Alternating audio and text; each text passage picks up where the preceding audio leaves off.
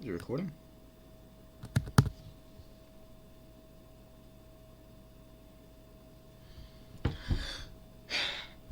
Hello, Metallica fans, heavy metal fans, thrash metal fans, 80s metal fans, metalheads. I'm going to be doing an updated ranking on my personal favorite Metallica albums. I'm gonna be doing it's a top 10 list. I'm not gonna be including S&M or S&M2 or Garage Inc. or the 598 EP from 86 87. Just like the official studio albums released from 1983 to 2016. Got a Metallica shirt on right here. You can see I'm just trying to do this so maybe I'll be able to get a thumbnail. So my thumbnail will be able to just say this. Okay, number 10. Number 10 is Ride the Lightning. Just kidding. Saint Anger. Faked you out, didn't I? Yeah, this one here, this is their weakest one in my opinion. Basically, for me, the drum snare, it's so bad in my opinion. It sounds so bad to me that it's like annoying. It sounds like it sounds like Lars is literally banging on trash cans the entire album. It's not good. When I first heard this album, I think it might have been before Death Magnetic was released. So it was like the latest album at the time. So I think I got it around maybe like somewhere in the 2000s, like maybe 06, 07, 08, probably before Death Magnetic came out. And like I hadn't like heard the official album before. I had heard the song Some Kind of Monster, but I hadn't heard like the full version, I don't think. I had heard like the music video version that you can find on Metallica's YouTube channel. And personally, I think that version is the best way to listen to that song. It's shorter, but the thing is, like the drum snare is not there, and it's just better. It's like it gets to the point. It's like doesn't overstay its welcome. The version on this, it definitely, I think it overstays its welcome a bit, and it's like it goes on too long, and the drum snare really doesn't help. But like I do like the part where it's like some kind of monster, some kind of monster. This monster lives. That's great. Frantic, that one's kind of it's not great. Saint Anger, I don't really like let's just say never mind. With Saint Anger, that one I don't like when it slows down. It goes like Saint Anger on my neck. It doesn't go well, in my opinion. Dirty Window, that one's kind of good. Invisible Kid, in some ways, I mean it's kind of good, but it's like I don't know. It's just not anything that great. And it's just the drum snare really ruins just about every song on here. My World, that one's not great. Shoot Me Again. It's almost kind of funny. It's like, shoot me again, I ain't dead yet. Shoot me again, shoot me again, shoot me again, shoot me again. And it's like, yeah, this is bad. Just, yeah. Sweet Amber, that one's kind of good. The Unnamed Feeling is actually pretty good, though. And Purify, in some ways it's good. Some it's not. All Within My Hands. Oh boy. At the end of that one, when James is shouting, kill, kill, kill, kill, kill, it's like, kill, kill, kill, kill, kill. It's like, there's a song, I think where they probably get the idea to say kill a bunch of times, probably from this song from Papa Roach, released a few years earlier off of Infest.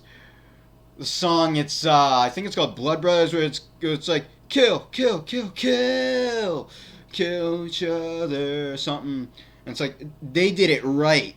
They did it where it actually sounded really good and great. The song, it's like, and that's a really good song in my opinion. Blood Brothers by Papa Roach. they did a good job the way they did it. But on here on Metallica, oh my gosh, they didn't do it right. It's just, oh my gosh, this is just bad. Not good. James' vocals definitely questionable. Now this is gonna sound so shocking to people, but as bad as James' vocals are on here, I like his vocals on here more than on Injustice for All, in a way, somewhat. To a slim degree. I know it sounds weird, but I'll get to that in a bit. This was released in 2003, produced by Bob Rock and Metallica. See the cover art here. This one's the only one to have a parental advisory sticker on it still to this day. I bought this copy in 2019. I remember I had it years ago. I decided to put the DVD with, yeah, it's obviously supposed to be a demon, definitely. Or I could look at it as some kind of monster. The CD was originally, if I can remember, I think the CD was originally right here. Or maybe it was in here, in the booklet. Yeah, I just kind of switched it around is what I did. Yeah, I barely listened to this. Yeah, Frantic, that goes on 5 minutes 50 seconds. Saint Anger, 7 minutes 21 seconds. Some kind of monster. It overstays its welcome the way it's done. 8 minutes 25 seconds, and I think like the shorter version is great, but the long version, not good. Not great. Dirty Window, 5 minutes 24 seconds. Invisible Kid, 8 minutes 30 seconds.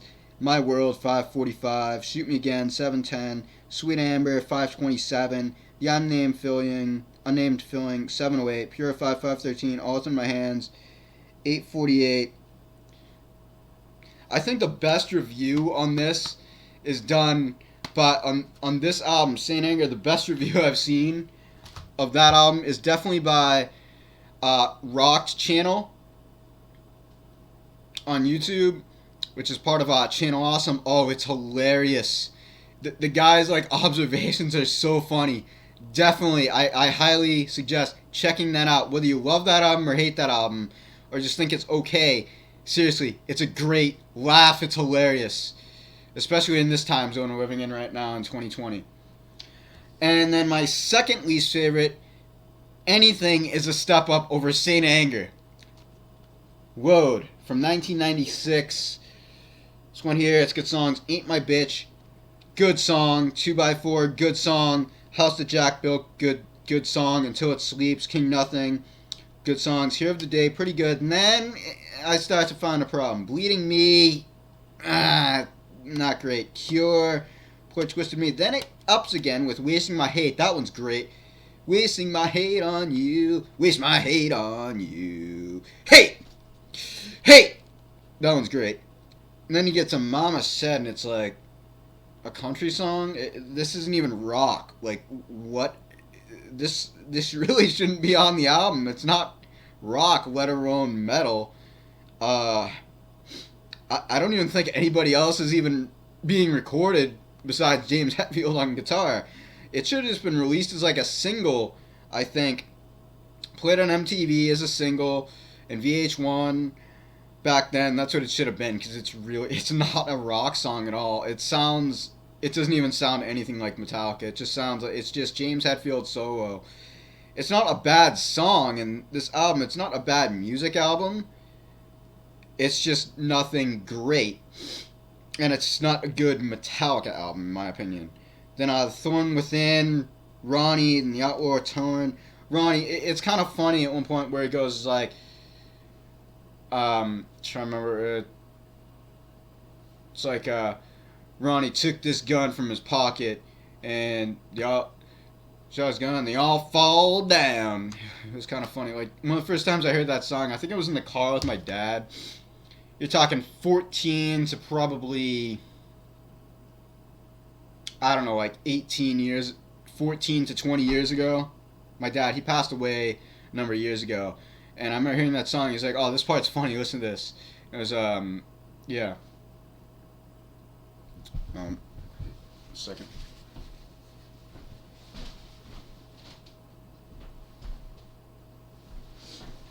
I don't know if you can see my Metallica poster in the background. Right there. Yeah, 2007 poster. I found that on a beach boardwalk, and I'm like, oh, yeah, this is pretty cool. Let me get this. Okay, eighth place. Now we're getting into. Okay, this is pretty good, but it's not one of their best albums in my opinion. I was just listening to this one in the car. I didn't finish listening to it, but I was listening to it in the car. Their latest one from 2016, Hardwired to Self-Destruct. Now this one here, it has some really good solid songs on it. Hardwired starts off great. It's kind of like listening to like Battery or Damage Inc. or maybe a little bit like Dyer's Eve, but not quite as good. Let's say Dyer's Eve. But I like the vocals on this whole album 10 times more than Injustice for All. And when I get to Injustice for All, I'll talk about that. I can talk about that. Atlas Rise, that's a really good song. Now That We're Dead, that's good.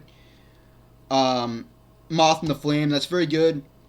That one there, the beginning, the intro and outro to that reminds me so much of the intro and outro to Ride the Lightning, except it's nowhere near as good or intense or crazy.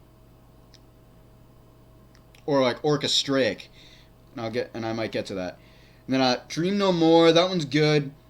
I think that one's where he says Cthulhu Awaken. Something Dreaming No More, yeah. But I think it's pronounced Cthulhu. It's kind of weird. But I don't know. That song's good. Hail on Fire, that's a really good one in my opinion. Let me get to the second disc. Yeah, this has 2 discs for 12 songs. I think maybe they were a little nervous about releasing. I'm wondering, maybe they were a little nervous about releasing 12 songs on one disc because the last time they did that with 10 songs with Death Magnetic, there was a lot of people that complained about the audio, so maybe they were concerned about that, and they're like, no, let's just be on the safe side, let's just release it on 2 discs. And then you get Confusion, and then you get Mankind, then you get Here Comes Revenge. That one there, these songs are good. They're not like the worst songs ever written by Metallica, but they're not the best songs. They're kind of in the middle. They're kind of like Load Reload era in terms of quality of songs. Not great for the most part, unless the exception of like Hardwired, obviously Moth and the Flame, Spit Out the Bone. You could say Atlas Rise and maybe Dream No More. Those are ones that could really be like placed off like albums like Master of Puppets, Ride the Lightning, and Justice for All, and then you kind of get to like Load Reload territory, and maybe like a little bit of Black Album as well. Yeah, and then you get and when I hear the song Here Comes Revenge, it reminds me of this Simpsons episode where they're talking about like revenge tales of revenge gone wrong or something like that. There's a part where Homer Simpson, he's in his car, or maybe it's an RV, and I can't remember for sure. It's been a while since I've seen it. It was somewhere in the 2000s somewhere. And I was trying to relax a little bit. I'm a little nervous. Sorry.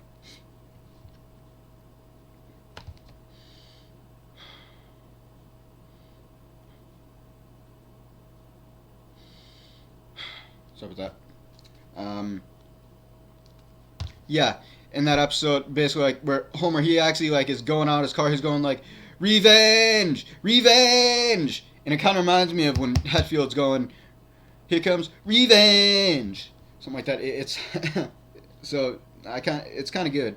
I like it. Then it gets into Am I Savage? No one's, not great. That's definitely the weakest song in this album, in my opinion. Then you get to Murder One. It was like Murder One, Murder All, something like that. I wouldn't accept. Is what he says. Then we get to Spit Out the Bone, and it's like, wow, no, it's really back to the thrash. This is freaking great.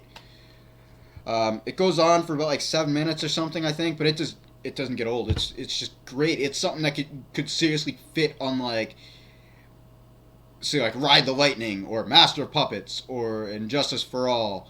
Like, definitely. Like, it's that good of a song. Like, it's like an early song, and that's great. I suggest, if you haven't listened to the song before, I would suggest listening to it without the music video first. Really, with any Metallica song, with the exceptions of maybe Enter Sandman, Sad But True, I would suggest listening to without the music video first, then listen to it with the video, because sometimes if you listen to the video of one, like the video for Fuel, I love that song, but if I listen to it with the video, it kind of ruins the song for me. I think maybe I'm just not into car racing. It's just kind of I don't like the vibe or something. And this was released in 2016. I believe this is produced by, I think, Greg Fiedelman. Let me take a look at the booklet here. Where it's produced by. Doesn't say it on the back of the album for some reason. I don't know why.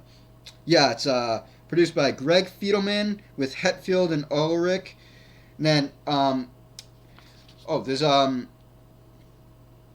this is a 3-disc bonus edition. And that edition has a bunch of live tracks. It has Ronnie Rising medley. It also has, let me see what else it have. When a Blind Man Cries, Remember Tomorrow, which I think is a tribute to Iron Maiden. Then they have songs 5 through 13 recorded live on April 16, 2016 at Rasputin Music in Berkeley, California, mixed by Greg Fiedelman, recorded by Mike Gillies, assisted by Sarah Lyon, Killian, and Kent Matke. Not sure if I'm pronouncing that right. Sorry. Digital editing by Dan Monty. My last name happens to be Monty, by the way, except it's spelled M-O-N-T-Y. This one's spelled M-O-N-T-I. Then,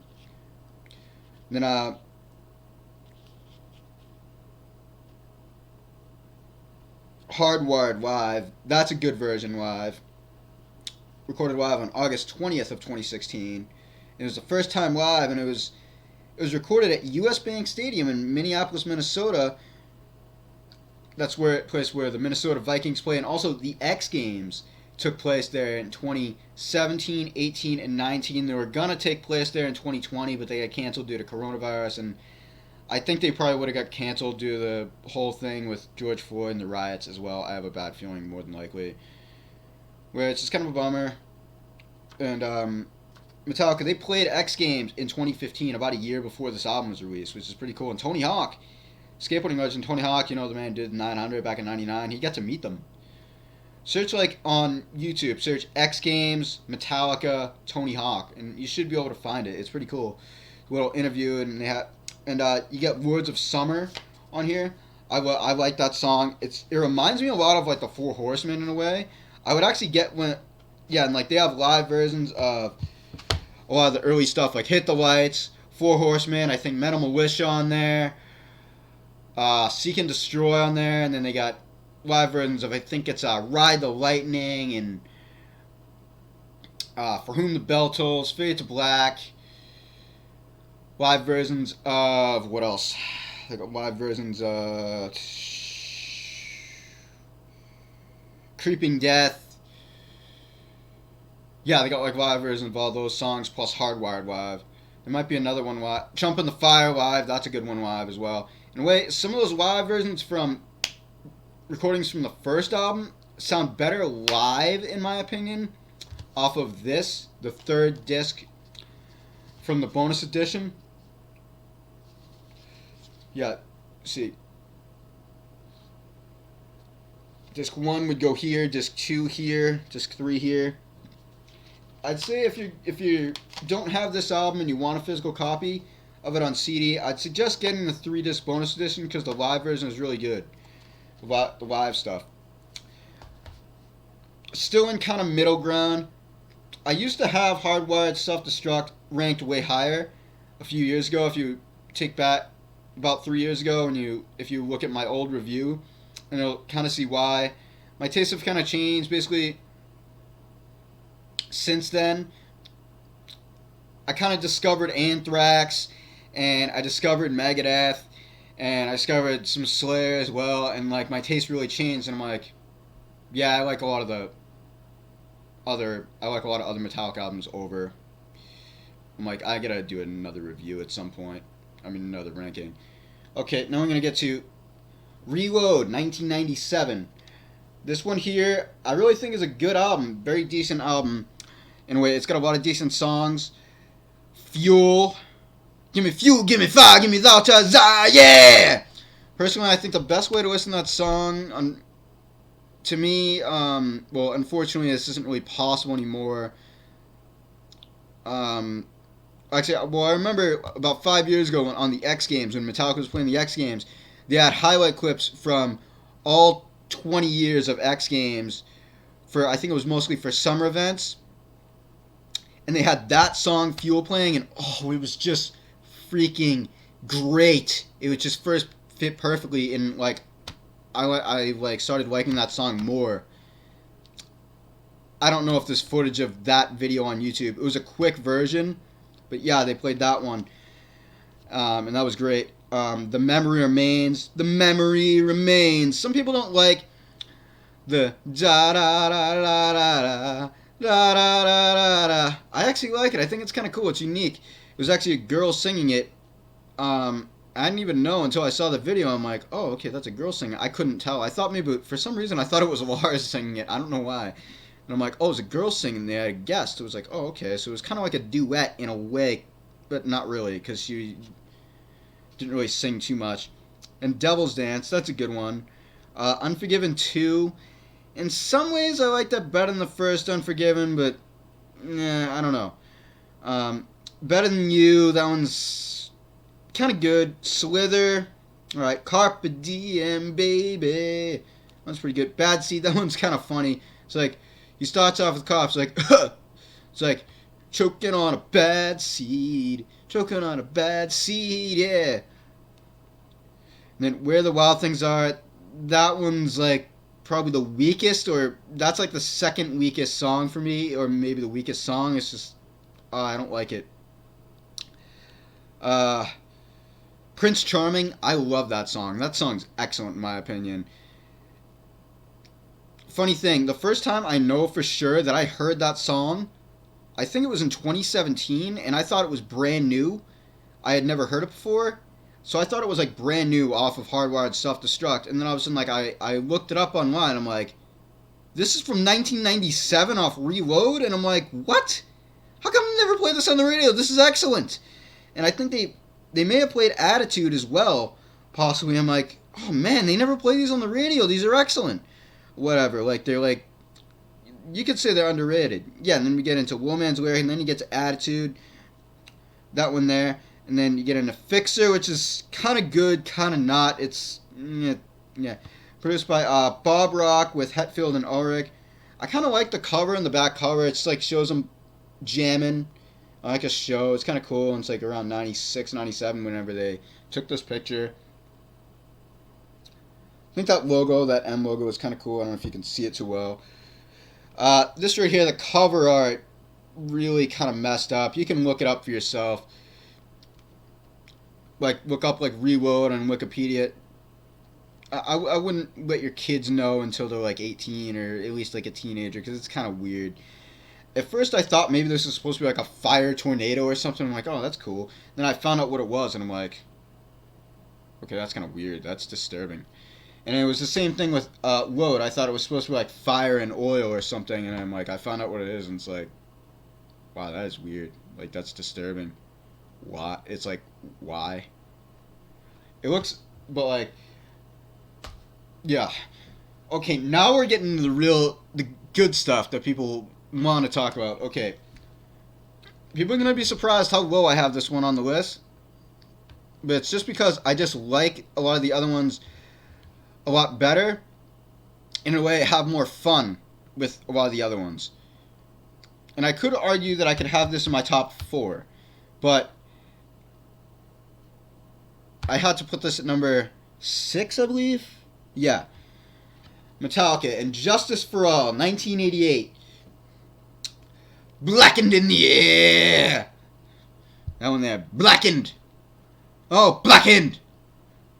Great song, 6:42. And Justice for All, 9:45. Good song. Eye of the Beholder. In a way, I'd say that's a good song. One, I've never been crazy about that song, to be honest. I've heard like versions. I've heard like the part when it goes like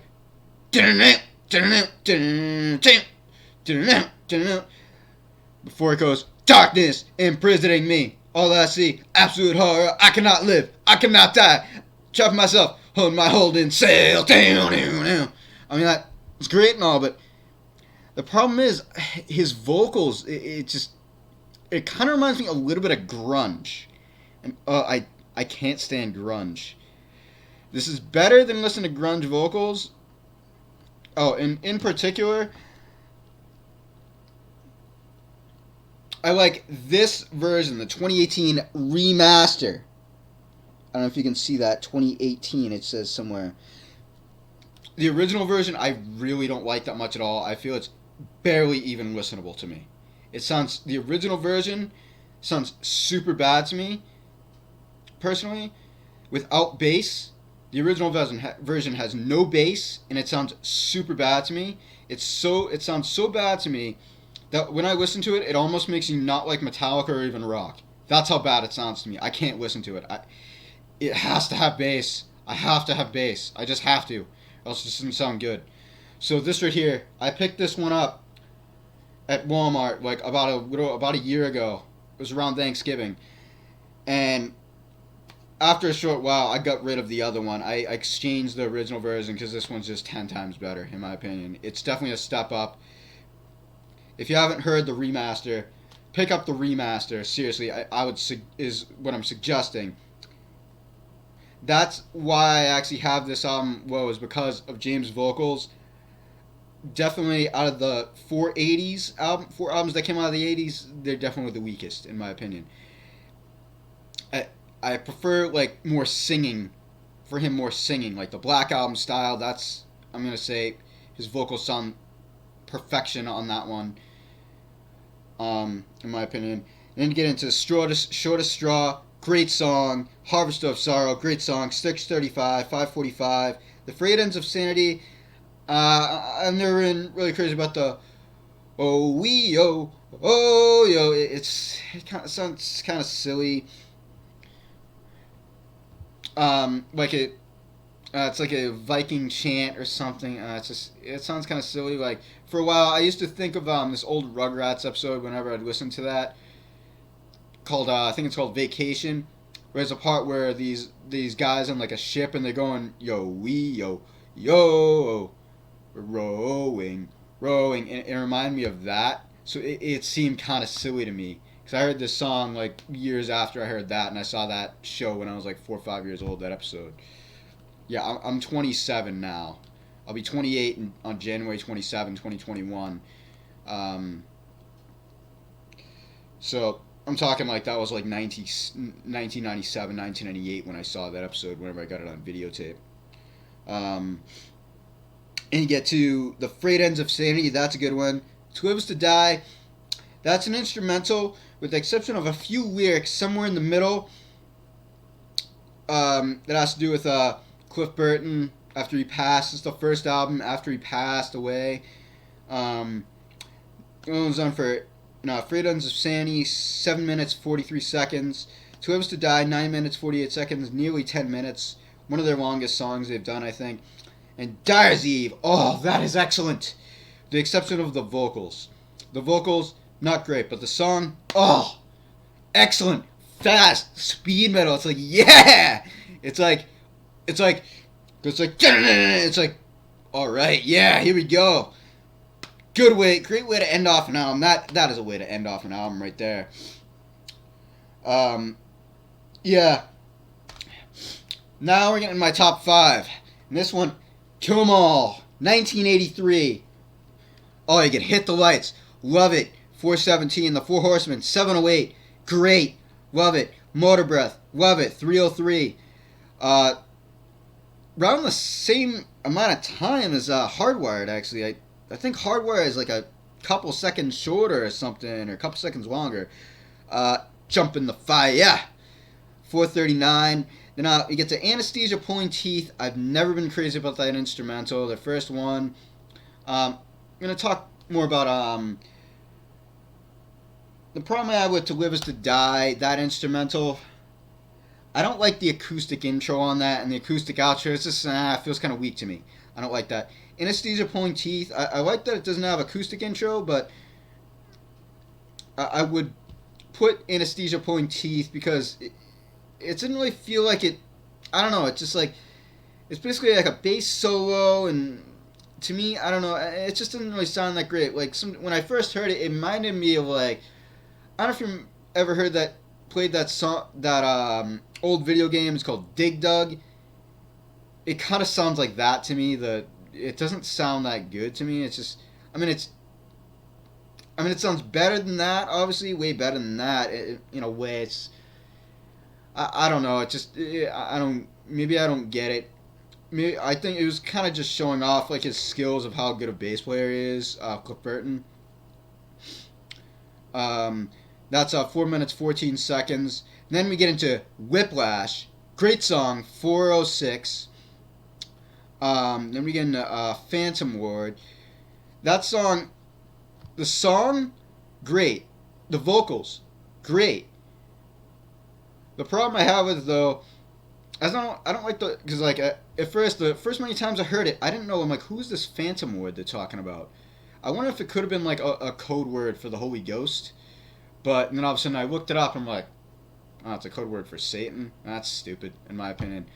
So like whenever it's like I sing that song like in my car or whatever, I usually like will replace it with, instead of saying Phantom Ward, I'll say bow down to the Lord of Lords, meaning Jesus Christ the Lord. Instead, I think I wish they would have done that.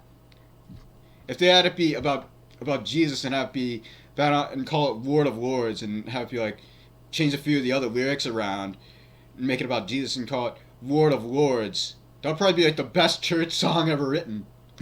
One of the best. It would get everybody on their feet jumping. It would be like, wow, this is an awesome church.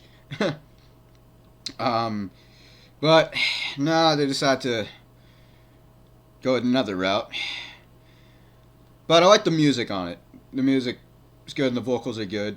Then we get into No Remorse. That's a good one. Seek and Destroy. That one there, I have a problem with as well. It's not the lyrics. It just goes on a little too long. It feels like it goes on like about 2 minutes too long.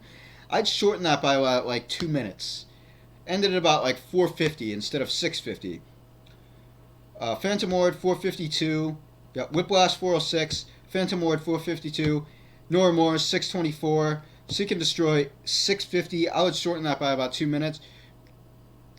The problem though is if you shorten it by 2 minutes, there's this good solo that you miss. And like I had threw this on at the skate park. I'm a skateboarder. I love to skateboard. I love the sport of skateboarding. And sometimes like when I go to this park and like I'm able to blast music from my car, people seem to be cool with it. I'm like, hey, is it okay with you guys if I blast some music? And they're like, go for it or something. I'm like, yeah, I don't care. Something. I'm like, yeah, and then I like say like, oh, this is Metallica, Kill 'Em All, 1983, the first one they ever did. Something. It's like I got to that one, I was like, oh wait, yeah, I forgot about this part because like I was listening to the full song. And then you get into Metal Militia, excellent song. This song, 6 minutes 6 seconds. And whenever I hear this song, I always think of freestyle motocross, like a freestyle motocross video. It'd go like perfect, and it also makes me think of like the motocross team. Group Metal Militia. It's spelled differently. Metal Militia, like it's spelled a little differently. It's like militia or militia or something. It's spelled differently, or it might be ISHA I think, or something like that. Or I probably spelled that wrong. That's an awesome song. Great ender. Great executive producer John Zazula. Producer Paul Curcio or Curcio, sorry, I'm not sure if I'm pronouncing that correctly. Correct me if I'm wrong. Recorded Music America Recording Studios, May 1983. This came out the same year as Slayer's Show No Mercy from 1983, which came out, I believe it was in December of 1983.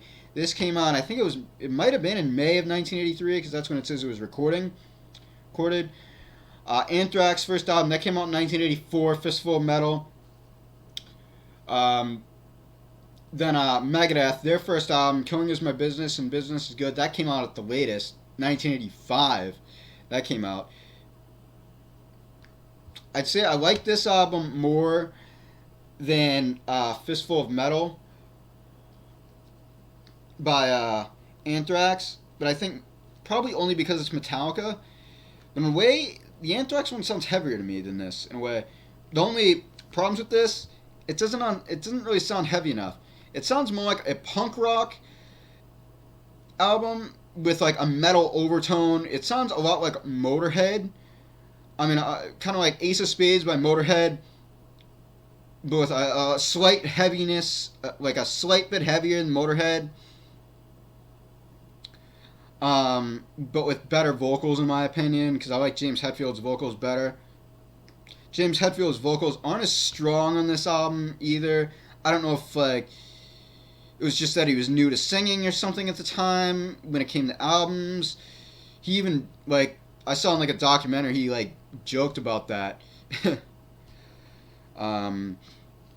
Definitely live versions done in recent years of songs from this are 10 times better in my opinion. But I love the style is great. It really feels like and it's great. And if you like the song Seek and Destroy, if you're a skateboarder especially, if you've never heard the song Skate and Destroy by the band The Faction from, I think it's from 1984, with by Steve Caballero, pro skateboarding legend, who wrote that right around like the same time. He's a Metallica fan. He's actually met James Hetfield of Metallica. I remember seeing him in a contest years ago at this Legends comp at the Dew Tour, and he was wearing a Master of Puppets t-shirt, and it was like, oh yeah, that's pretty cool.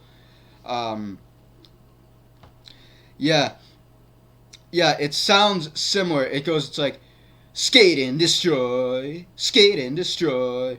Yeah, I would suggest looking it up. Search The Faction, Skate and Destroy, and you'll see what I mean. It sounds similar.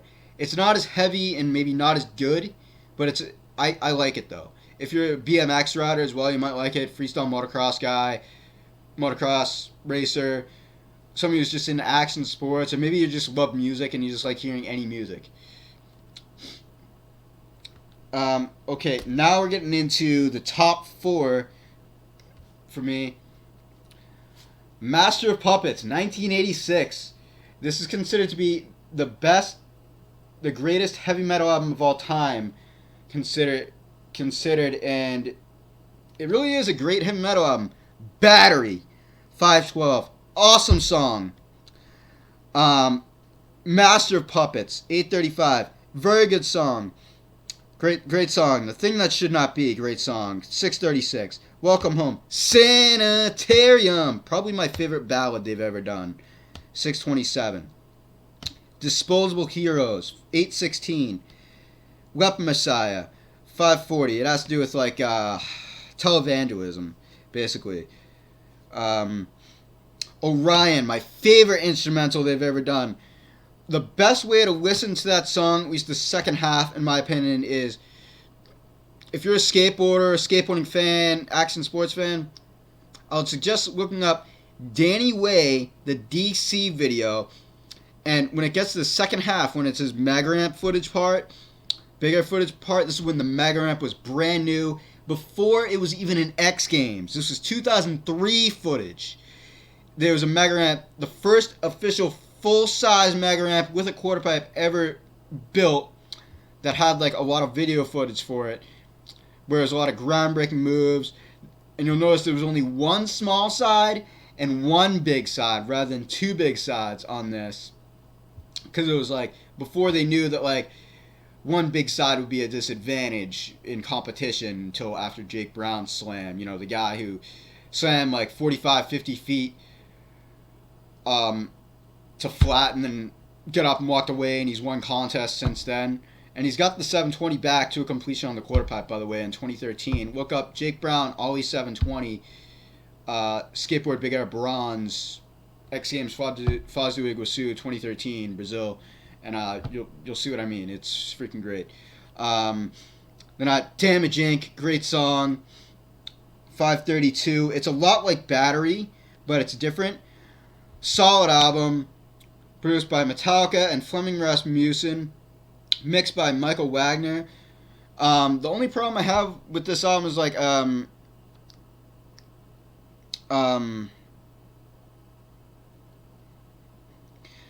maybe like the vocals. The vocals could be a little bit better, in a way.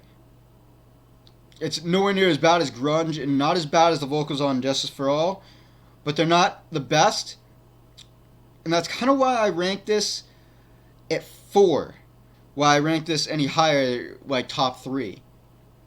Now we're going to get to my top 3, and you can probably have an idea of what it's going to be. Now, a lot of people are going to be shocked by my top 3, but I have my reasons, and I'll explain.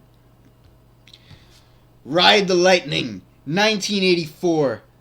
Oh, I love that cover. It's just purple and blue. Electric Chair, it just starts off. I'm not crazy about the acoustic intro, but it's like, I get the idea. Like, it starts off like peaceful and stuff. You might think, oh, this is going to be a ballad or something. What the heck is this? And all of a sudden, 35 seconds in, it just goes like... And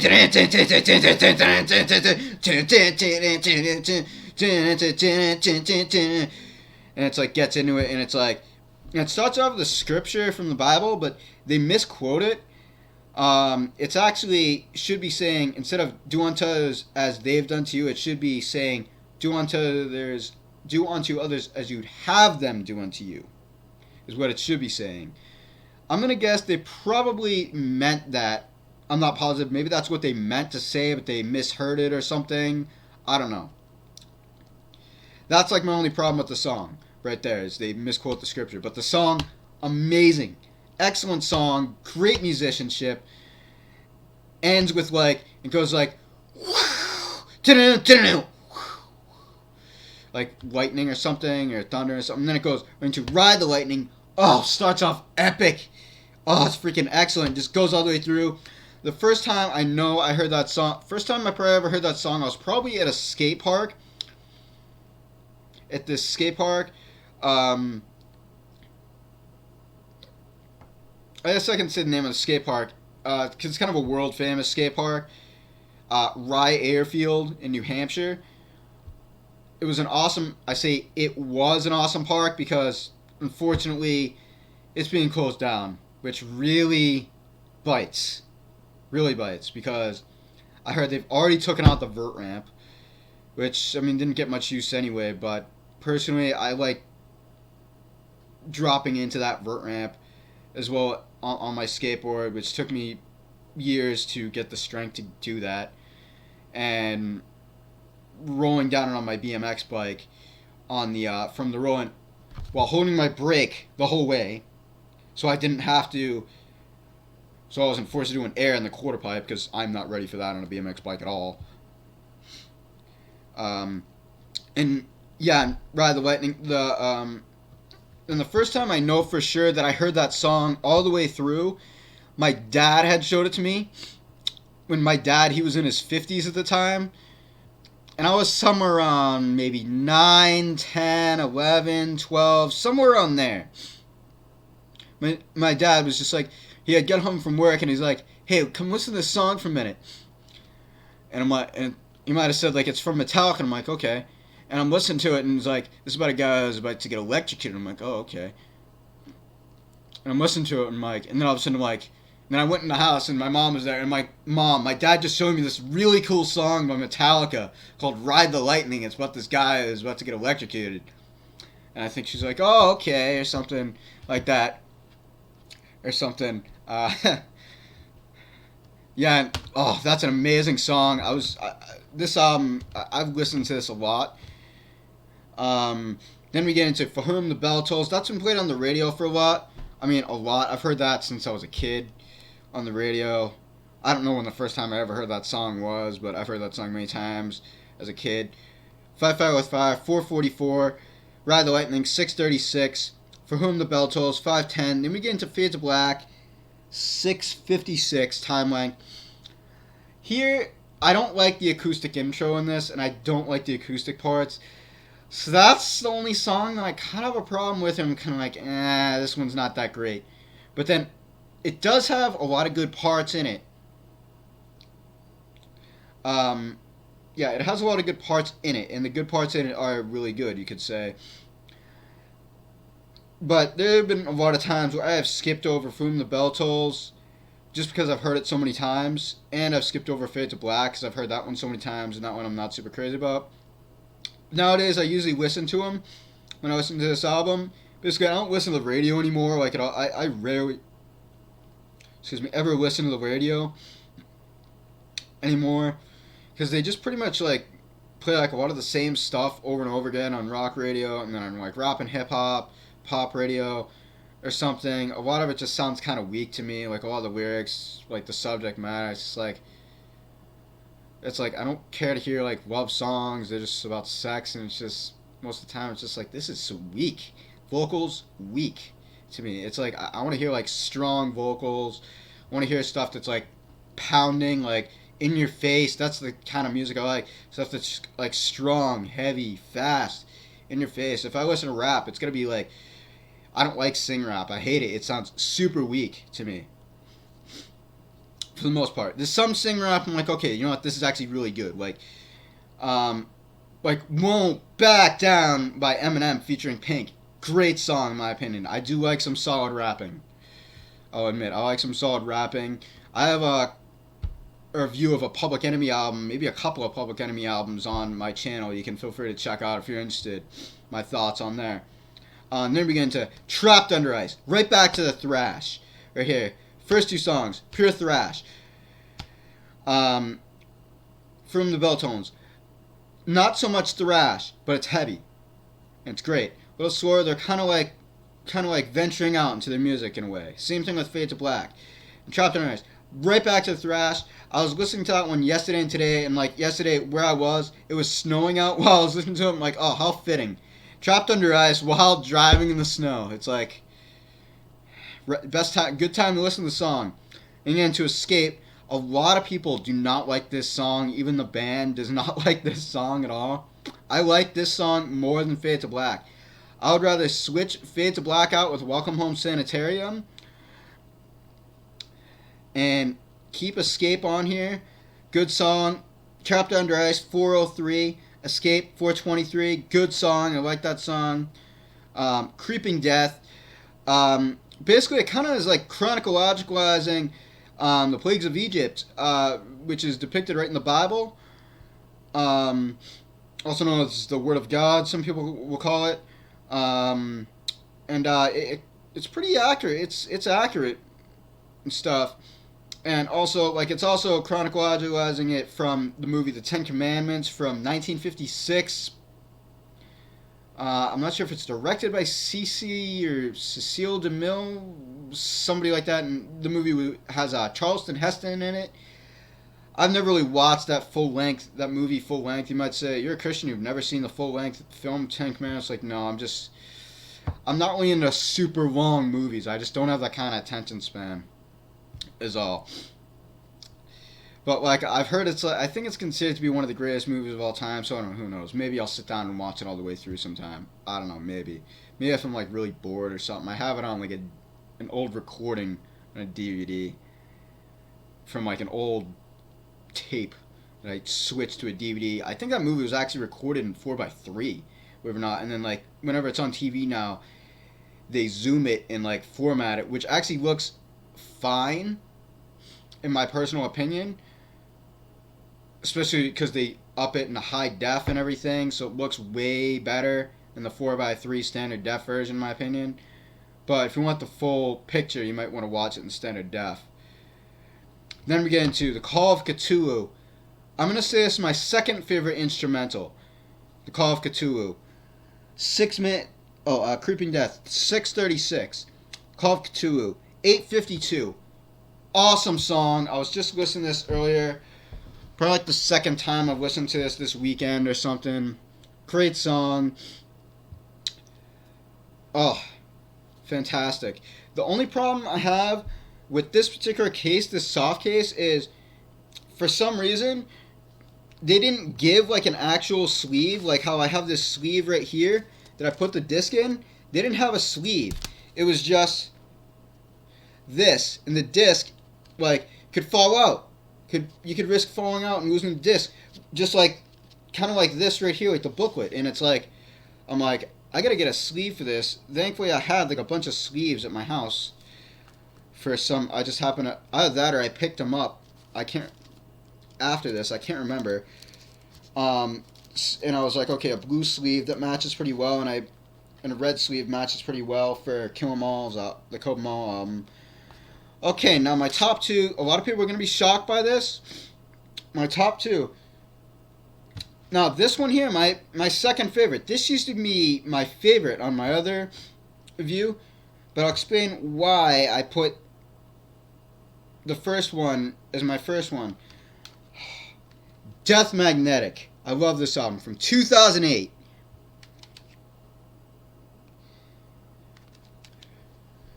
That was just your life.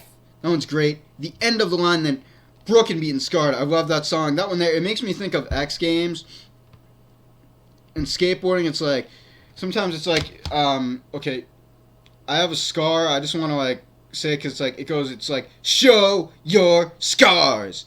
Like, the song's just great jam. It would just be great like to hear like a slam stomp video from X Games. Like, it would have to be like a good lengthy slam stomp video from X Games. They show like all kinds of slams and stomps. Go with like the past 25 years, 95 to 2020. Well, actually more like 1995 to 2019, because there was no summer X Games this year. And then like for winter, do another one for winter. Do it 1997 to 2022, or if they don't have, 1997 to 2022 Winter X Games events. Do like a slam stomped, and it's like, broken, you laugh, broken, beaten, scarred. We die hard, we die hard, we die hard. When it gets to like the show your scars part, I feel like if I sang it, I would want to be like, show your. Okay, if you're a little sensitive to seeing scars that look kind of gross, or maybe that gross you out, you might want to cover your eyes for about 10 seconds. I'm going to say, show your scars. Yeah, I broke my collarbone riding a BMX bike a couple of years ago. I had to get surgery. It's covered up now. You can open your eyes again. Yeah. Then it's like The Day That Never Comes. That's a good ballad. One of their best ballads, in my opinion. All Night Long. I love that song. It reminds me of South of Heaven by Slayer. If you've never heard South of Heaven by Slayer, I'd suggest being 18 before you listen to that, or getting parental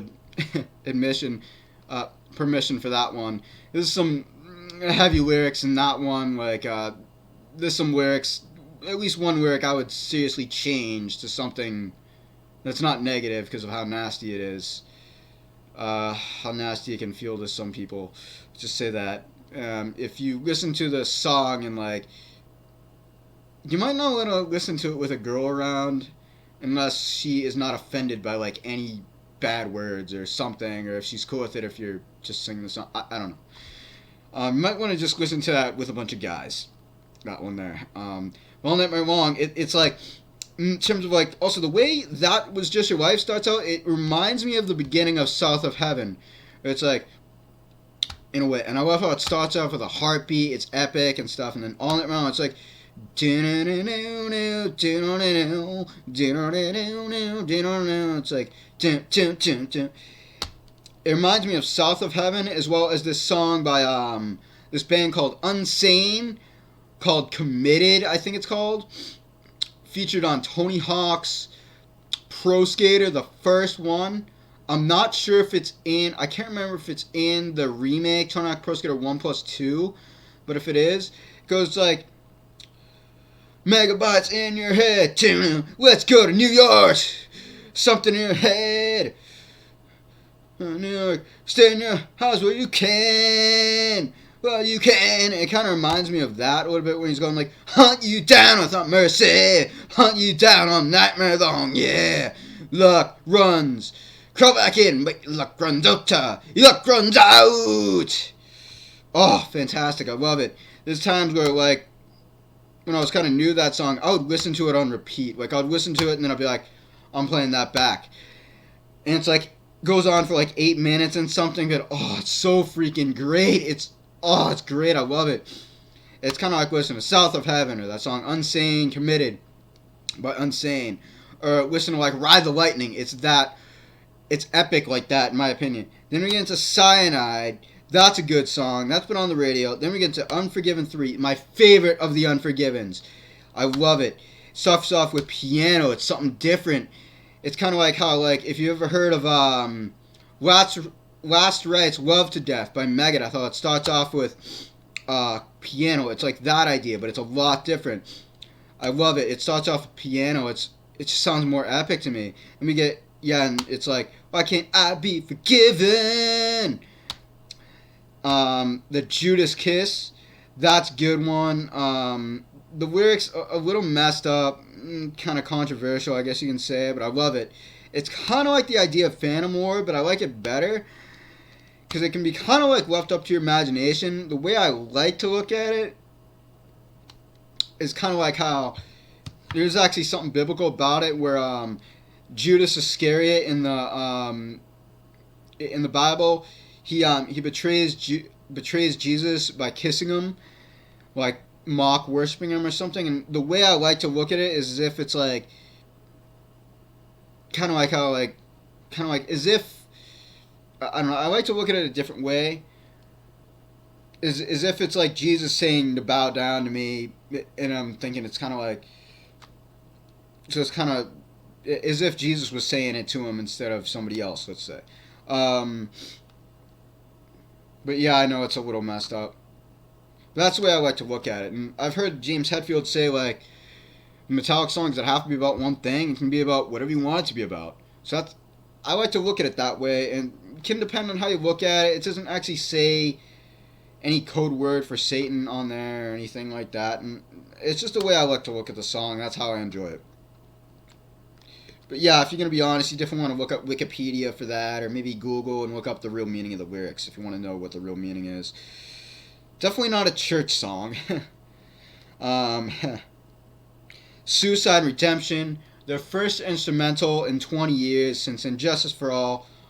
That's my third favorite instrumental.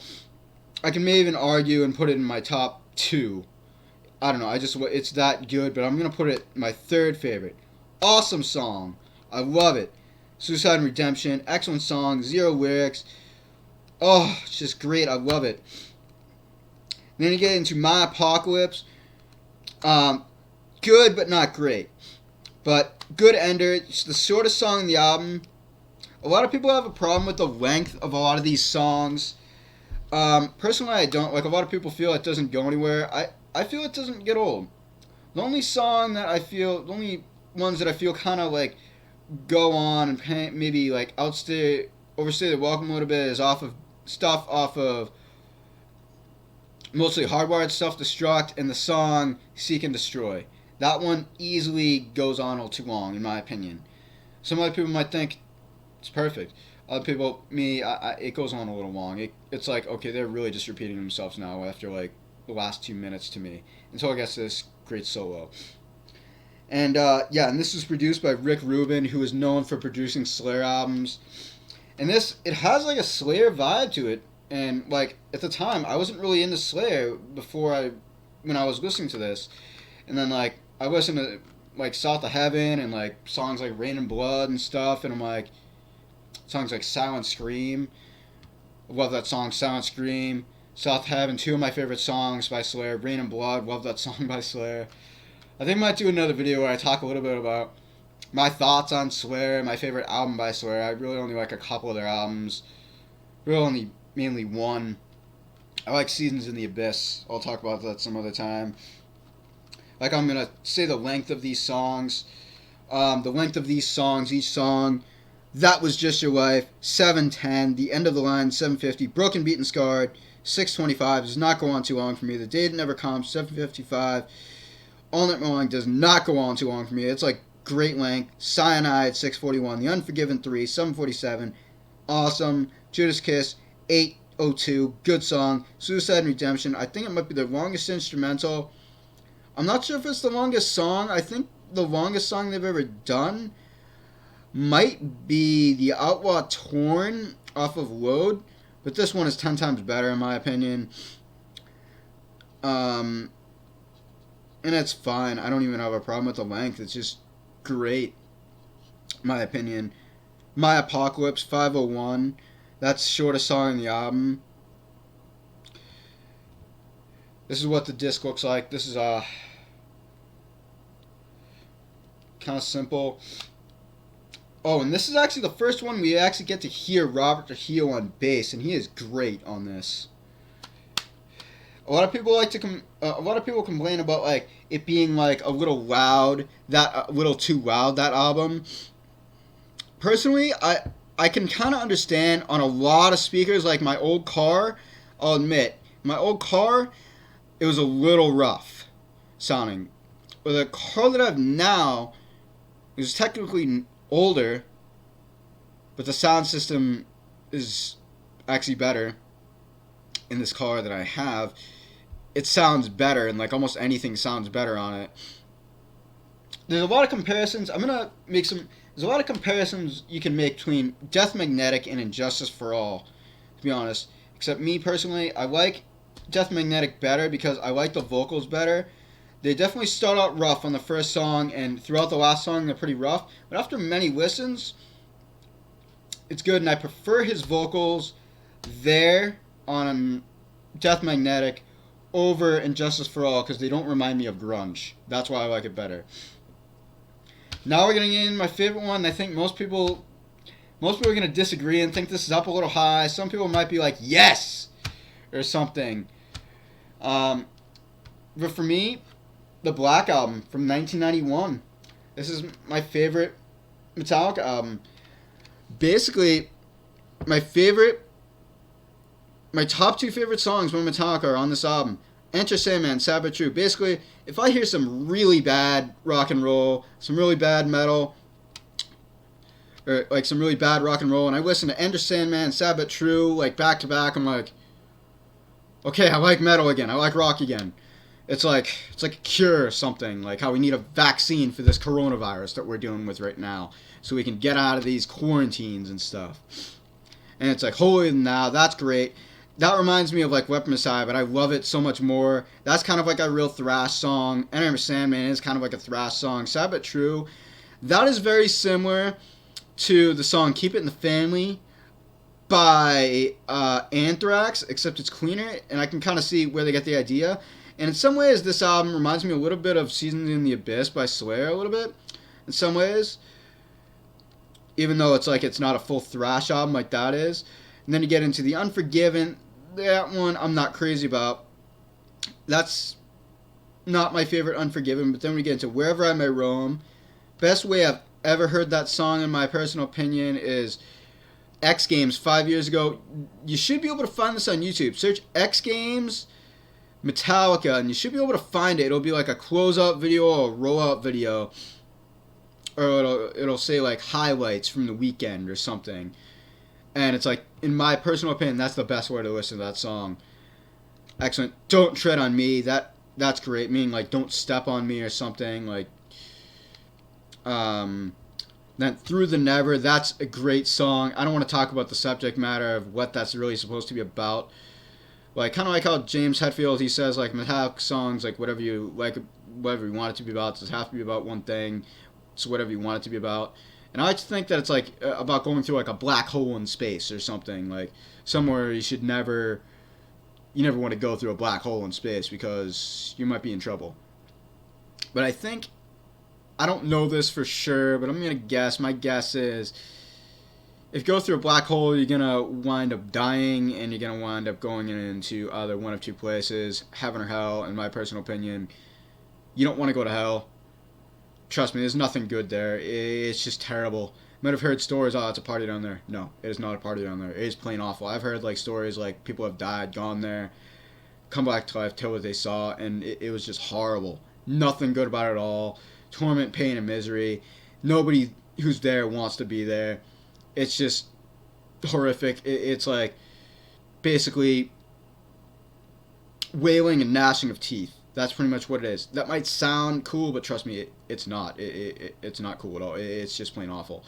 Basically, it's like all this torment and pain and misery, like, and it's not a good gnashing of teeth, not any good wailing. No, it's just horrible. And heaven, peaceful, great, and it's just like heaven. I think like everything's like perfect up there. I'm sure they probably, because like obviously, I mean, God gave people the gift of musicianship and stuff. Like he gave these guys the gift of musicianship. So obviously, I'm sure like if Cliff Burton's up there, I don't know for sure if he is. I hope he's up there. I'm sure he's playing stuff like what he played in Metallica. I'm sure the lyrics might be different. Maybe the lyrics might be different, but maybe it'll sound better in some way to be like, wow, this sounds better than the actual first 3 Metallica albums or whatever. Because like everything's like perfect up there, and like beautiful up there. I heard like even like the grass is like alive. Like I think and things like that.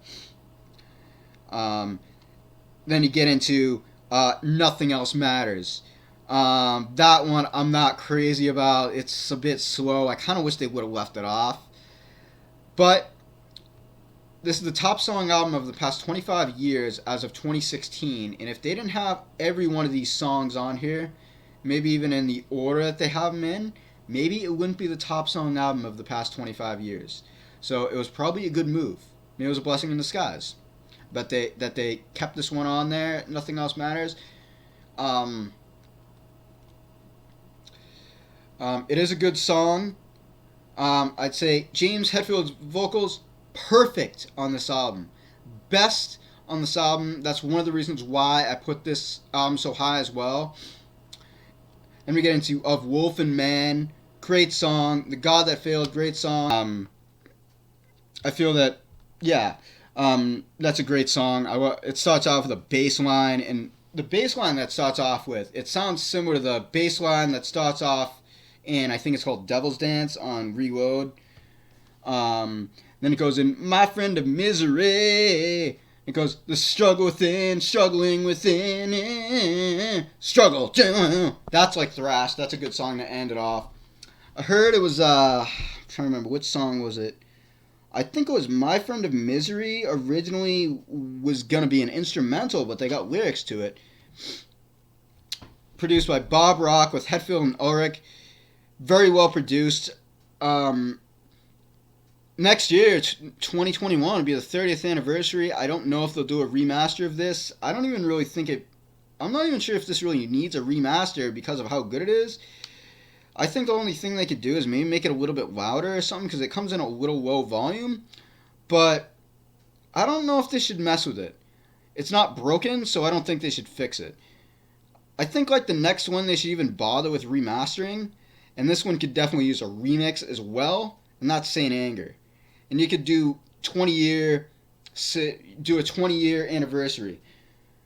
And like the songs that I like on here, I really like Enter Sandman, Sabbath True, Holier Than Thou, Wherever I May Roam, Don't Tread on Me, Through the Never, Of Wolf and Man, The God That Failed, My Friend of Misery, The Struggle Within. Just awesome 10 out of 12 tracks. Excellent album.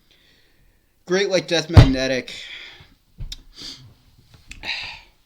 My favorite Metallica album. This is the first one I really ever got into. The second one I think it was the third one I owned. The second one I ever owned, I think it was Ride the Lightning, and I was actually disappointed with it because I was looking for Enter Sandman. I just didn't know what the title of the song was, and I thought, Ride the Lightning, this says For Whom the Bell Tolls on it. Okay, maybe Ride the Lightning is Enter Sandman. And I'm like, oh no, this isn't Enter Sandman. I was bummed, and like, I actually gave it away. I actually gave away Ride the Lightning, I think. Which probably sounds completely insane. Be like, how could you give away Ride the Lightning? That album's excellent. But no, I actually gave it away. But then like I bought it back years later at Walmart. And I don't care that I gave it away now. Basic cover, I don't know, you probably have to see, but like, yeah, and this was released in 1991. A lot of people, like, this is when they first like really made like a big impact. They first got on radio, I think. And like, It's pretty basic looking, kind of like with Death Magnetic in terms of the cover. This is kind of what it looks like, the album. In a way, the cover for this album, it reminds me of a lot of Metallica's Back in Black, which is a great album by them guys. If you like AC/DC and you're new to them, or you don't know, maybe you're new to AC/DC and you don't know what album should I get, I would get Back in Black. It's real old, it's 40 years old, it's from 1980, but trust me, it is good. Very good album. Solid. Songs like Back in Black, Hell's Bells, Shoot to Thrill on there. Oh, good album. Very good fun listen. That right there. I don't know, maybe I'll talk about AC/DC sometime. I don't know. I'll probably more likely talk about like Slayer or Megadeth first, probably. Well, that's my ranking on Metallica. I'm going to say my favorite, if I had to name, say, my top favorite 3 songs by Metallica, actually, no, I'm going to go with the top 10 favorite songs. Enter Sandman being my favorite, Sabbath 2, my second favorite. You know, I might just say Holier Than Thou, my third favorite. Then I'm going to say All Nightmare Long, fourth. Maybe like Fight Fire with Fire in fifth. Ride the Lightning in sixth. Seventh, maybe like Broken Meat and Scarred. Eighth, Orion. I don't know. Ninth, Four Horsemen. I don't know. 10th, Metal Militia. And I don't know. It could actually be a totally different list, actually. That's just top of my head. Well, tell me what you think. I'd like to know your list of your favorite Metallica albums, your ranking, your top 10 favorite songs, who's your favorite bassist. I'm going to say my favorite bassist, in terms of living bassist, I'm going to go with Robert Trujillo, in terms of my favorite living bassist. But my favorite bassist who's passed away, Cliff Burton, hands down. But I'm going to say, if I'm going to go with all 3, I'm going to say my favorite, oh boy, let's say, since Cliff Burton has passed away, I have to put him as my least favorite just because he's passed. So it's kind of sad. It's all because he's passed. He passed away at only 24 years old in a bus accident in 1986 on September 27, 1986. Tragic. I'm glad that they kept on going, though. I'm glad they kept on going and got Jason Newsted, and he was great. I'd say I like Robert Trujillo, maybe just because he's the current bassist, and like he's great. He was with Suicidal Tendencies before, which is more of a punk rock band, but is also kind of a thrash metal band. They have some great songs, them guys. Then I'll say Jason Newsted as a close second, only because he's not the bassist anymore. And like he was on Injustice for All, he was on the Black Album, and he was on Load Reload, and like 3 out of 4 of those albums I really like. Well, 2 out of 4 I really like, and then Reload, okay, pretty good, and then Load is it's all right. So yeah, please tell me your list, tell me your ranking. Your ranking. Oh yeah, when it comes to eye color on girls, I like brown eyes the best, but I'm open to any eye color. Any eye color is good. Any skin color, any race, any ethnicity, black, white, it doesn't matter. Just any eye color, any skin color, good. If a girl has a nice tan, likes to go tanning, born with like darker skin, I like that.